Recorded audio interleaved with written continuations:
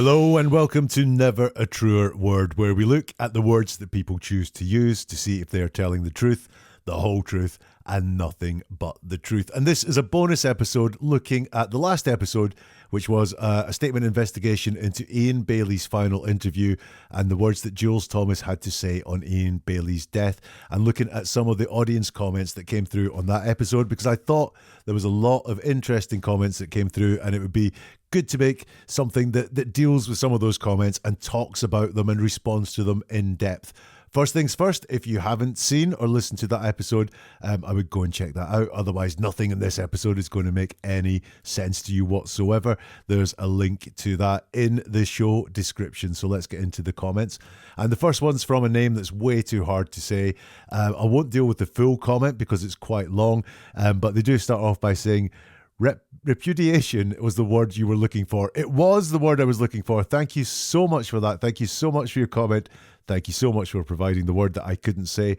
And it's not going to be a word I look for ever again because I find it too hard to say. The comment goes on and says, what good is any of this going to do?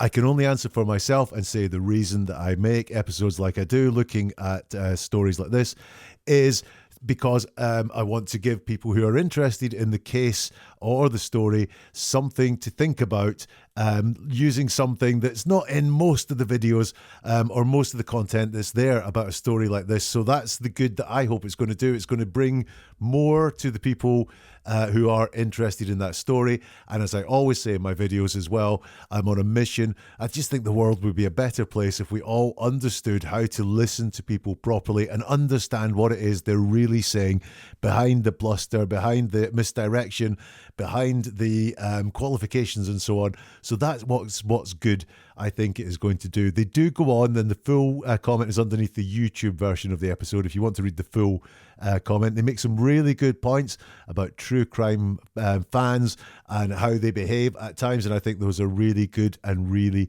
fair points. Where I disagree with you is you say that Ian Bailey, he'd never have received a fair trial here in Ireland because the belief in his guilt is overwhelming.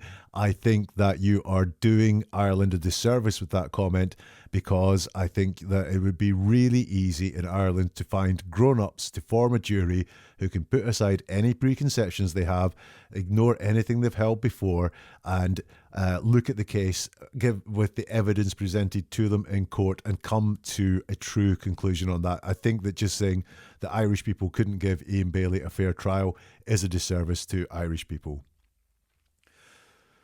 Another comment here from Anthony Leslie, who says 2 directors of public prosecution believed that's Ian Bailey, believed he had no case to answer. You can find out why here, and they sent the link. Yeah, they did, but I have to say, for me, that is an absolute scandal. Ian Bailey had a history of violence towards women, no alibi for the time, was covered in scratches and scars the day after Sophie was murdered, and confessed to multiple people as well. So I think that alone deserves a trial, potentially with some of the other things that the police have in their arsenal. But thank you very much for the link to the Director of Public Prosecution's decisions. Next comment comes from Mary Kelly. So let's take Mary's comment, which she says, what a load of crap, twisting their words to your own interpretation. Media jury at its best again. No one knows what happened and who did it. My opinion is that he's innocent, but as I said, it is my opinion and not a definite statement because I don't know and have no authority to claim I do. So let's take that bit by bit. Number one, what a load of crap. Now I love this. Thanks for your comment, Mary. The people who watch or listen to my content fall into 3 groups. There's the first group, and what I say backs up what they believe, and they tend to think I'm the greatest thing since sliced bread because, wow, I thought this and this guy's backing up what I'm saying, and they go, yeah, brilliant, what a great thing to say. The second group, what I say does not. It goes against the preconception and the beliefs that they came into it with. And they're like, what a load of rubbish, what a load of crap, just like Mary did there. And that's fine. I'm always going to get that. The people, I'm not going to change anyone's mind if they're really fixed on it and set in their ways. but they're just looking for things that validate what they think, and my content isn't going to validate that. And the third section of people who watch the videos are people who are open-minded, want to learn new things, want to look at the story or the case that they're interested in, and they're going to watch it, and they're going to take in what's there and make up their own mind whether they're going to go with it or whether they're not going to go with it. So Mary in the camp that is going to call it crap because it doesn't back up what they think. Then she says, twisting their words to your own interpretation. Mary, that's not what I do here. Mary, what I do is untwist people's words. I look at the qualifications that people use, or the diversion tactics that they use, or the word choices that just seem a little bit strange, and I don't twist people's words. I untwist people's words. And Mary, you've got a fact wrong. You got a fact wrong here. No one knows what happened and who did it. That's wrong. The murderer of Sophie Toscan de Plantier, they know what happened and they know who did it. And potentially someone or many people close to that murderer know what happened and who did it, because that person will have told them about it in some great detail. So you're wrong to say no one knows what happened and no one knows who did it. And why is that important? Because with the techniques that I use, if that murderer speaks, then hopefully, if I do what I'm doing right, I'll be able to detect that is that person speaking, because they will betray what they're trying to hide through the word choices they make. So factually, someone does know what happened, or if the killer is dead, someone knew what happened and who did it. Mary goes on to say, my opinion is he's innocent, but that is my opinion, not a definite statement, because I don't know and have no authority to claim I do. So on that one, me and Mary both agree because I've got my opinion on it, and that's what I share when I do a statement investigation into something like Ian Bailey and Jules Thomas. So, and I have no authority. I don't claim to know anything, but I have an opinion. I have questions to ask, and that's what I do in my videos. So thank you for your comment, Mary.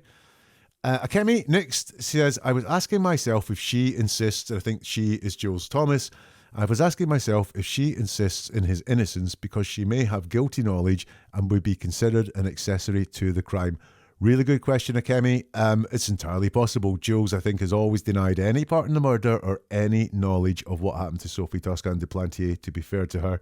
But that could be one of the reasons why Jules, some of the things Jules says just suggests to me that she's not telling the full truth. That's not to say that she's really heavily involved in anything, just that she's not being entirely straight when she talks.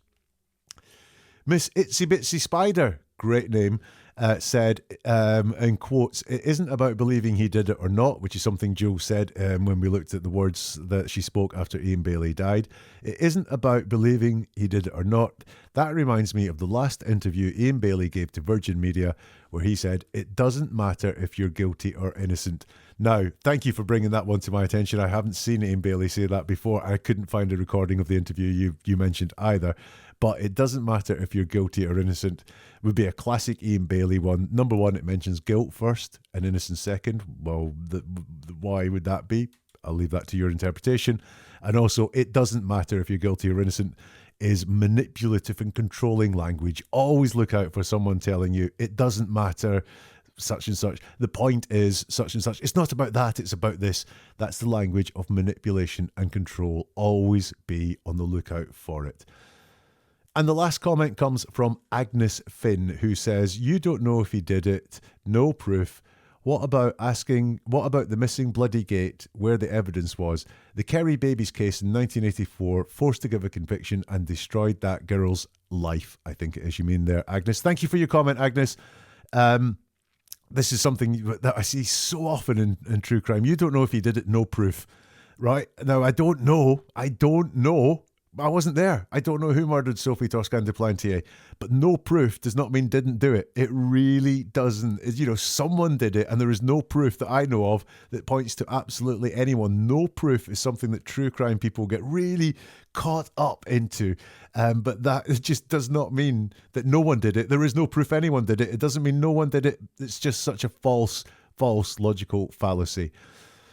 Agnes said, what about the missing bloody gate where the evidence was? Well, listen, Agnes, if you come in here to look at evidence, that's not what I do. I think I make it really, really clear. I don't look at the evidence. I only look at statements made. But seeing as you brought it up, what happened to the gate? Well, the Garda said they got rid of it because they considered it had no evidentiary value. So it's not lost as many people think. They disposed of it. One of the big fans of that story was Ian Bailey himself, who was very interested and thought it was very significant that the National Forensic Lab got rid of the gate because there was no evidential benefit. So forget that it's an urban myth that the police lost the gate. They said we got rid of it because it had no evidentiary value. So what happened to the gate? Cleared that one up. And then, Agnes, you talk about the Kerry baby case in 1984. That's pure whataboutism. Just because there was a corrupt case with the police before does not mean that, therefore, that means this case is down to corrupt police at all. I could sit here and bounce back to you and say, what about all the stalkers that have murdered women throughout the decades? Almost weekly, there's a story about a woman being murdered by a stalker. And that's true.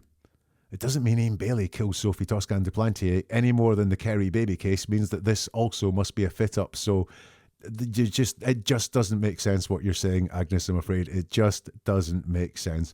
And listen, it's entirely possible that the Garda investigation into the murder of Sophie Toscan de Plantier was horribly inept. It's entirely possible. It's also possible that the Garda were trying to fix up and frame Ian Bailey for the crime. That's very possible. And it's entirely possible that could be true. It was a shoddy investigation. They were trying to fit up Ian Bailey with a crime. And while all those things remain true, it could also be true that Ian Bailey murdered Sophie Toscan de Plantier. They are not mutually exclusive. Just because it was a bad investigation doesn't mean Ian Bailey didn't do it. Just because the Ian Bailey was being framed by corrupt policemen doesn't mean he didn't do it. So we need to get over this and we need to just look and see the evidence. And the cold case review is still ongoing. What will that throw up? Let's hope it sheds some light on the killer, whoever that is, so that Sophie's family have some closure. Thank you so much for your comments. I appreciate every single one of them.